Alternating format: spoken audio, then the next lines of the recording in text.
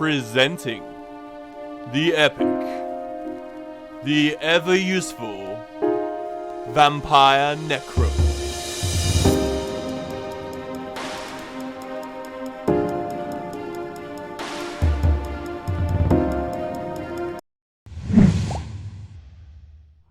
Hello everybody and welcome to another video. So finally I'm going to be doing this video on a Necromancer build that I made a few days ago. Those of you who have been following Boots Bad's builds videos that are going live on World of Ender's channel, I'll leave a link down below, you'll know that we did an episode on the Necromancer quite recently, and in particular we talked about the idea of stealing life. Now he came up with kind of a bad build about it, but it really got me thinking.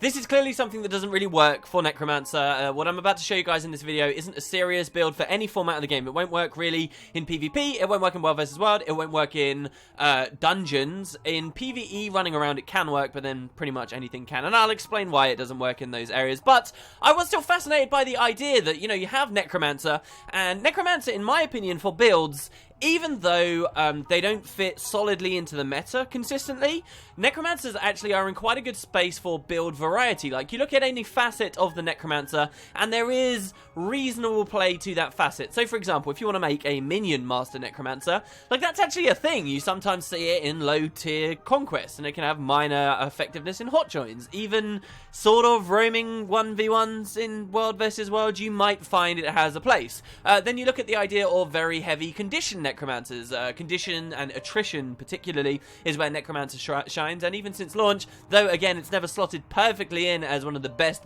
builds ever, condition Necromancers certainly do work and have in some metas seen a lot of play over in the PvP side of things. And then of course you've got the idea of power Necromancers, Necromancers that run Lich form and do incredible damage and drop wells on people and blow them up. Kind of every facet that ArenaNet designed into the Necromancer as a class, it's seen play. Like, people have been able to build into those.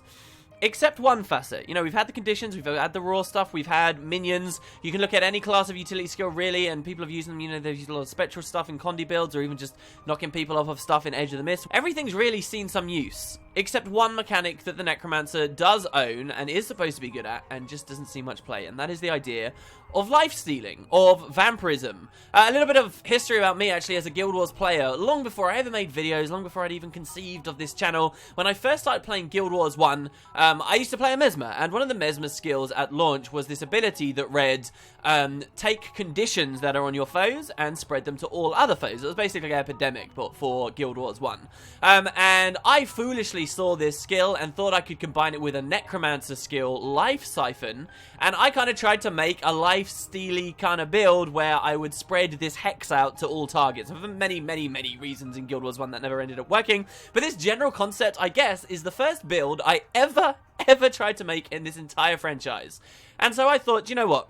We can accept it doesn't work, but how far can we really push it? And that's what this video is going to be. It's going to be, if you want to play this kind of character, this is as good as it can get. And it's really not going to be good, but my god, is it fun. If you like the idea of healing massively and seeing, in particular, tons of little numbers, offensive numbers, striking out on your foes constantly, while millions of little green numbers tick up your health constantly, then maybe you might find, at least for running around in PvE, doing map completion, as I will be on my Necromancer, this could be kind of a fun thing and maybe an interesting experiment for you guys. So, here's how I decided to build my Vampirism Necro.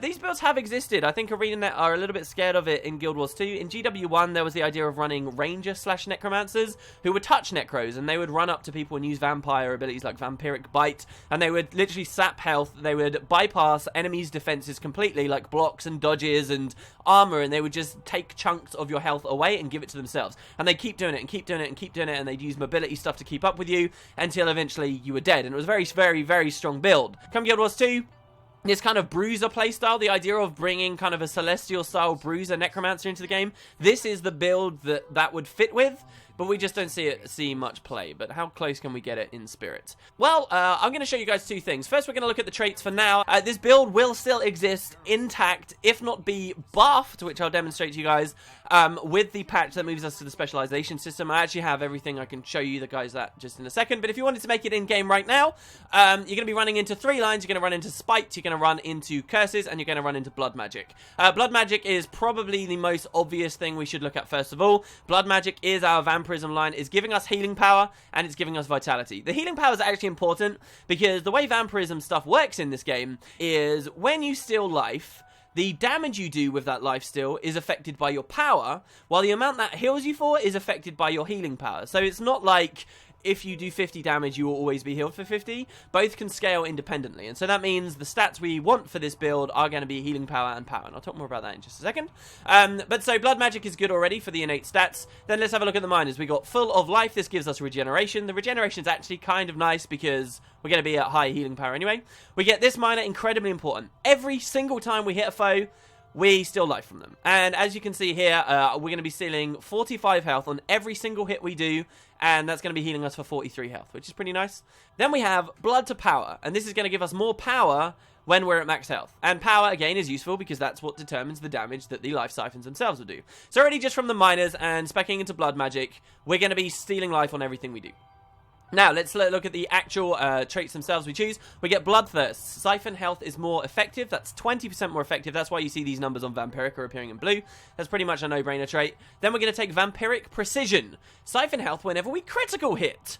So, what's pretty interesting here is that then, if we take this trait and we score a crit, we hit them for the base damage of the attack. Let's say we auto-attack with our dagger. We hit them with the base damage. Then we steal health from Vampiric, and then we steal health again from Vampiric Precision. So, automatically, we're actually, in addition to our base damage, now we're doing an extra 100 damage on top, and we're getting a chunk of that back for ourselves. Then the final trait we're going to take is Vampiric Rituals, mostly only because there's nothing much better to take here. But this will mean wells also siphon health every time they pulse. And you'll see on my bar, I've got some wells. Now, this might seem kind of weak because it's just 70 life siphoning and 68 healing. But actually, because the wells are AoE, if you're in an environment with lots of enemies around you, whether that's world versus world or a big PvE environment, as I'll be demonstrating throughout this video, this actually will tick AoE, and so then it's not 70 health per tick on the well, it's actually 5 times 70 health, and that amount of healing too, and each well is going to pulse multiple times, so it's pretty strong. We're going to look at curses as well now. Now, we're going to go 5 into curses, and this is going to give us precision. All of a sudden, we want precision as well. We want healing power, we want power and precision. Why do we want precision? Well, because of this trait here. We want to crit as much as possible. If we could get to 100% crit chance, that would be pretty awesome, right? Because then it means every single strike we do is guaranteed critting, is guaranteed siphoning from this, and siphoning from this. So curses are quite nice because it's giving us that precision. It's also giving us some condition damage, which of course is also nice additional, which then has synergy with this. Critical hits will also bleed. So not only do we crit constantly, but we bleed people while stealing their health. Over here we get Fury when we enter Death Shroud. And again, this is very nice because it's going to help us get to 100% crit chance very easily. That's 5 seconds of Fury. And what you can do like the dungeon tactic where you toggle into Death Shroud and you toggle out. So you get the Fury. So you're not really using Death Shroud. You're not going to on this build, but you get the Fury for yourself. And then the last minor we're going to have Target of the Week, which is do more damage for conditions that are on them. The ones we're choosing, though, are Enfeeble. Because this build is kind of a very bruisery playstyle, like we're attritively killing people and we're constantly trying to heal ourselves up. It's kind of a little bit in the tanky line of things, but doing a lot of damage too. This is actually a really nice trait because it's going to put weakness and more bleeds on people whenever we toggle into Death Shroud for Fury. So that's really cool. The other ones really aren't too useful, though. You can take Focus Rituals if you like, which is going to let you ground target your wells. But after the patch, that's going to come baseline, so it doesn't matter. Then we've got, finally, Banshee's Wail. This is very, very important. This reduces the recharge on our Warhorn, which we're using, and increases its duration as well by 50%. So this is really powerful. Using Warhorn, we can use Locust Swarm. And Locust Swarm will last on us for a long time. This won't be 100%, have 100% upkeep. It will last 15 seconds and cool down in 24. But this is now, no matter what we do, while we're auto-attacking or doing whatever else, we're actually getting more rolling ticks. And these ticks of damage can crit. And then they're going to siphon life. And then they're going to siphon life again. So, very useful. And this is, you might already be seeing why millions of numbers will start appearing with this build. And then we have the last line, Spite. Spite gives us power, useful, again, because of the life siphoning. We've got Parasitic Bond. We gain health if we kill people. Again, this has synergy with the idea in your PvE and you're killing a whole ton of stuff. We get Death into Life, which gives us more healing power based on our power. Again, 2 stats we find very important. So there's not too much like impurities in this build. There's just a bit of condi damage. And then lastly, we're actually going to take trait 1 here, Death's Embrace. This does 50% more damage while down. Why have I taken this? First of all, there's nothing really too convincing in this slot anyway. But second, you guys might not know, this trait's been bugged for a long time on Necromancer, but it got fixed recently. 50% more damage while downed is incredibly, incredibly powerful. You'll also notice that our downstate's auto attack is, oh, what do you know? A life siphon skill. The funny thing about this build is while it's pretty much subpar in most respects, except just being cool that we're taking a concept really far, actually, in terms of downstate fighting, it is one of the strongest downstate fighters in the game.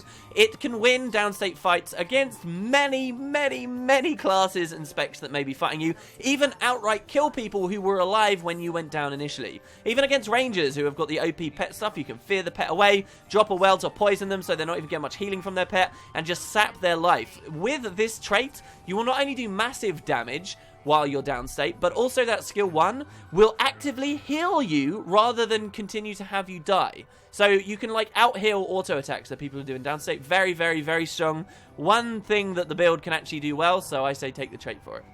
So, those are the traits. I do want to quickly look at the new system, though, just for you guys who are going to be doing this once the specializations come in. Now, because this is a build, one of these classic Guild Wars 2 builds that only runs into 3 lines, it's pretty much just getting buffed with the patch, okay? So, we're going to run into Blood Magic, we're going to specialize Blood, Curses, and Spite. The last one, Spite, is optional, but the main 2 are going to be Blood Magic, and basically we just get more power, we get more traits. So, I'll run through after the patch and show you guys what we get. We're going to get the health with the regeneration on the Miner, we're going to get siphoning health when we hit people, we're going to gain the extra healing power when we're on high health, and I believe that might be buffed. Then we're going to get Vampiric Rituals again, we're going to get Vampiric Precision again, and we're going to get Bloodthirst again. Nothing has changed here. This stuff is just, if anything, going to be buffed, as they described on the live stream. Then we've got Curses, the same miners, I believe. I don't think anything changed. But for the mages, we're going to take the Weakness on Death Shroud, we're going to get the Warhorn trait again, and then finally we can get a Grandmaster 2, Parasitic Contagion, which will then heal us for the condition damage we do. Which is good, because we're constantly critting, so we're constantly bleeding people, so we're constantly doing condition damage, and while it's not too high, this will be even more healing, just a straight buff to the spec. Then lastly, we got Spite. The only reason I'm saying Spite is because this is where you'll find your downstate trait, which will be slightly weaker, but still be incredibly powerful after the patch. And then we'll get a bunch of other stuff too. You can do whatever you want in this last line, basically. You could take Close to Death if you like, so you do even more damage while people are low, which is, again, while I'll probably pick Spite. But if you want to pick up either of the other lines, that's also totally up to you, or maybe even the Necro Elite specialization, but that's beyond the point of the build. So, that's what we're looking at for traits. That might not be too exciting. This is where the build starts to get really good. Let's look at food next. Now, food is pretty much of a no-brainer on this spec. Because we want precision, you're probably going to take maintenance oils. This gives you precision based on your toughness and your vitality. And lastly, we're going to take sliced candied dragon rolls. There are other versions of this. This is my preferred, though, because it's pretty cheap. What this will do is it gives you a 66% chance on like a 2-second cooldown, I think, or a 1-second cooldown to still life on crits. Wow, that's pretty good, and even more precision, exactly what we want. So with this, now, consider any attack we do, just a single auto attack, this can still life 3 times. It can do its flat damage, it can then still life based on that, it can crit, then it will still life based on our trait, then it can do a further life still based on the food.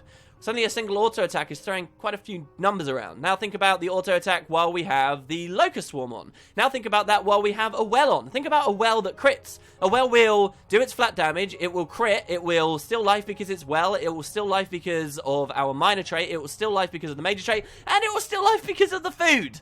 All while our autos on a Locust Swarm's running.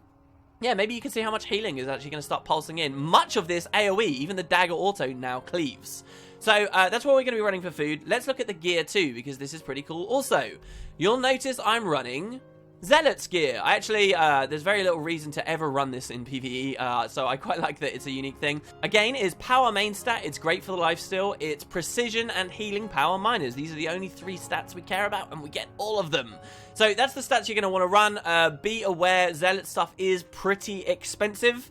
Let's look at the runes too. Now the runes are, of course, any vampirism build. We're going to run vampire runes. Vampire runes give us power. Again, this is useful to us. And once the patch goes through in the new specialization update and they improve the stats we actually get based on gear, we should see even more pronounced effects from running a spec like this.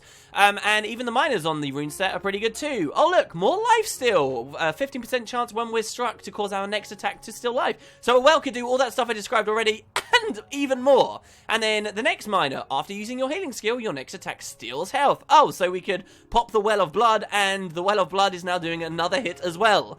Lastly, we actually have the T6, which is when struck below 20% health, you become mist. This is really powerful, especially on a Necromancer, because as a high vitality character, this is always going to proc on you. Like, no one's going to spike you that last bit and completely bypass the rune completely. And especially on a Necromancer, it's really strong because while you are in this invulnerable state, you can toggle into Death Shroud, stay in Death Shroud this time, and actually, while invulnerable, continue to push out damage and conditions and use your abilities. That is incredibly powerful. Or you can stay as Mist, and maybe you have a Locust Swarm rolling, and because you're invulnerable, while invulnerable, your rolling effects like the wells you have, like the Locust Swarm you maybe already have dropped down, will be healing you up while enemies can do nothing to stop you. This is one of those very rare situations where I've made a build and I have liked every single little thing about a rune, and I really wouldn't consider any other rune set. You can even say, oh, why don't you get healing power runes? Well, because it's not that important. What's important is the frequency of the life steals we get rather than trying to buff the healing that we get from each individual one. And why don't you take precision on your rune set? Well, because we're going to be at 100% anyway. Why? Because of our sigils. Now, the sigils I'm running here is a sigil of accuracy on my focus, which puts us to 75% crit chance already. And over here, also, I do have a sigil of perception. This is actually going to push us a little bit over, so it's not all absolutely necessary. In fact, you can probably change the sigil of accuracy if you like. But even without Fury, once you've stacked all of your perception up, you'll have quite high crit chance. I'm going to go do that, and I'll see you guys in a second. Okay, so here we are in Cursed Shore. You'll see I've actually built myself up my 25 accuracy here. You'll notice this puts us directly to 80% crit chance. And so while we toggle into Death Shroud, which is going to give us Fury, that's going to put us straight up to 100. So we will be fighting and critting on everything and getting the absolute maximum benefit out of this Scythe health trait. Obviously, this is going to overlap horrifically with people in dungeons who might run like Spotter or might run Banner of Discipline and so forth. So this is a reason why this whole setup really doesn't work there. But this does mean that because you're at 100% crit chance for half the time, because Death Shroud is on a 10-second cooldown while the Fury will last for 5 seconds, you actually can, if you like, free up this sigil on your focus. See, the idea is you're going to use your Locust Swarm and swap to your focus. So you can either choose to have 87% crit chance using this sigil while the Fury is off of you, or you could change that into anything you like in the whole world. You could change that into a Sigil of Force for some flat damage. You could change that into you could keep this and then maybe change this Perception Sigil into a Bloodlust. You could keep this even if you were doing this in like more small roamy type area and like run Hydromancy. Hydromancy is going to be another hit, a hit that can crit, that can proc all your other stuff, and then will be a little bit more snare. See, one of the main reasons this build is terrible is it has no real way of closing gaps beyond like your skill 2 in Death Shroud, which, by the way, you're not going to be using too much while you're in Death Shroud. All your vampirism stuff isn't really going to be healing you up. So again, these are reasons why the build is bad. Death Shroud really is just going to be there for toggling your Fury. But yeah, so you can free up this sigil if you like, because ultimately for half the time you are going to be at 100% anyway. But at least we're running around on our own. If we want to, you know, do map comp, if we want to, especially when the expansion comes out, you know, we're going to be faced with a lot of this kind of gameplay where we're exploring new areas. This could be kind of a fun way to do things, because face it, you don't need to be 100% optimal at all times. I will also add that toggling into Death Shroud, when you drop the weakness and bleeds on people, can actually do reasonable base damage, because it's a guaranteed crit when you have the Fury there, so it can hit for about 2k or so. So let's talk about the actual weapons we're using and why. Well, you'll notice actually I only have one main hand, so we're going to be using both weapon sets. We are going to be swapping, but I only have a dagger. I decided that dagger was the best thing for us to run. Scepter is far too slow, and it's Condi oriented. Even Axe as well is too slow. I was talking to World of Enders about this. He seemed to think that Axe might have some stuff to offer, but honestly, the rate of the auto attack on the dagger compared to the rate of the auto attack on the Axe is incredibly minuscule, and the idea of this build is we're constantly pushing out tons and tons and tons of little ticks so we can get that lovely lifesteal coming in. So because we want to proc it a lot, I really like the dagger. The dagger also has an immobilize, which will be useful for our well utility skills, and it straight up has another siphon ability for when we get low on the skill 2. So the idea here is you're going to be constantly in enemies' faces, constantly auto-attacking them. And what you want to do is drop your Locust Swarm, which will put a rolling tick of damage on you, and then you can swap to your other weapon set. So you're going to drop the Locust Swarm. This is going to then allow you to swap away into this set, and you're going to maintain the benefits of the Sigil of Perception on your Warhorn and get the additional precision from the Sigil of Accuracy on your focus. Or if you don't want to have so much precision, then of course you could drop this to maybe a Sigil Citadel of Force or anything else that your heart desires. So that's kind of the way it works. Once you're on your focus, you can then drop the focus 4, which is giving you even more regen, even more vulnerability, which is super useful for us. And this, again, is even more rolling damage. So let's say we drop a couple of wells. It's a shame that this guy actually engaged on us here. But that's going to be rolling damage bouncing between us and him and the other enemies in the area while we're free to auto-attack away. So that was just that without even having the Warhorn there. I'll wait for our cooldowns and I'll demonstrate that again. Because we're traded with our Warhorn, we actually get those longer durations, so we don't have to worry about swapping away from the set too much. So we can pop it, we run in, we use our 4, and then if there's a lot more enemies, then we're, of course, we'll toggle into our Death Shroud. And if there's a lot more enemies, we could have dropped a couple of wells. You're actually going to start getting a lot of numbers. There should be many demonstrations of that going on in the video. So let's finally look at our utilities. I'm running Signal of the Locust just because, again, we're doing so much for life stealing. It feels like if you're going to go full on in a lifesteal build, this makes sense. The move speed is at least nice. I know it has no synergy with the Warhorn, but the heal itself, the damage and the healing you come in, and you notice actually has a lot of healing on there. Again, this is an AoE ability, so this is actually a huge heal, a massive, massive, massive heal if you use it while surrounded, and you can very quickly swing a fight. You're going to have your double wells. The Well of Suffering does high flat damage, and in addition to the Focus 4 is going to help the enemies have a lot of vulnerability on them. And the Well of Corruption as well in World vs. World, if you're trying to take this for 1v1-ish situations, the boon conversion can actually be really useful. The heal is going to be controversial. I like to run the Well of Blood, again, because we're just trying to go as far as possible into this idea. The Well is already traded significantly to do a lot of life-stealy stuff. It's going to be contributing to our damage even a little. And again, when you're surrounded, this suddenly becomes massive, massive heals coming in. The other ones really aren't too great. The Blood Fiend is more life siphon, but gets cleaved down way too easily. Consume Conditions is obviously the most useful heal skill that Necromancers have ever had, or maybe ever will have. The Signal of Vampirism may sound like it has synergy, but because of the internal cooldown on it, it's just a terrible, terrible, terrible skill. I'm not going to go into that on this video. If you guys want to see more of that, then check out the original Boots Bads build that we did. Now, here's the last thing. The last really cool little thing. Now, remember how our runes made us invulnerable when we got low on health? Well, consider this as well. As a Sylvari, you can indeed take, for your elite, Take Root. This is what I really, really, really enjoy about this build. Take Root is a skill that will invulnerable yourself and allow you to continue ticking damage on enemies through stuff like Locust Swarm and your wells while they can't do anything. And this will allow you to heal up. So if we let this guy damage us without, attacking too much, hopefully that guy doesn't interfere with us, we can get pretty low on health. And maybe be surrounded. We can, there we go, so we're about 50%, right? We can drop our 5, a well, or 2, and then we can toggle into our invulnerable. And there could be an entire zerg of players around us right now. They can't do anything to us.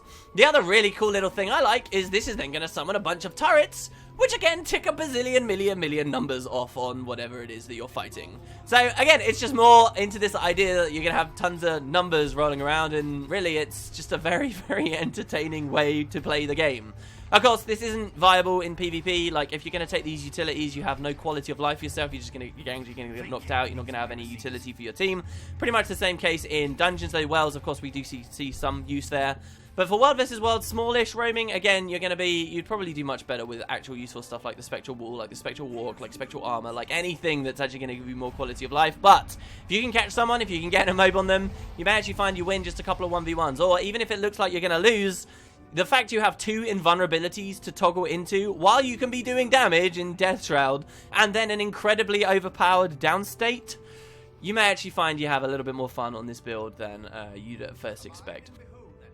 Anyway, I hope you guys have enjoyed the idea. This is a Zealot's Vampirism Necro. It will be stronger after the patch. So we'll see how things have changed. I would recommend trying it out, if not just for the fun of seeing all the numbers. Don't expect it to be incredible. And please, for the love of God, don't run it in dungeons or PvP. But for just walking around, this is probably the most fun I've had on Necromancer. And it's a pretty unique idea too. So I hope you guys enjoyed. Thanks very much for watching. That's the Vampire Necro. And me and Arachnia. We'll see you next time.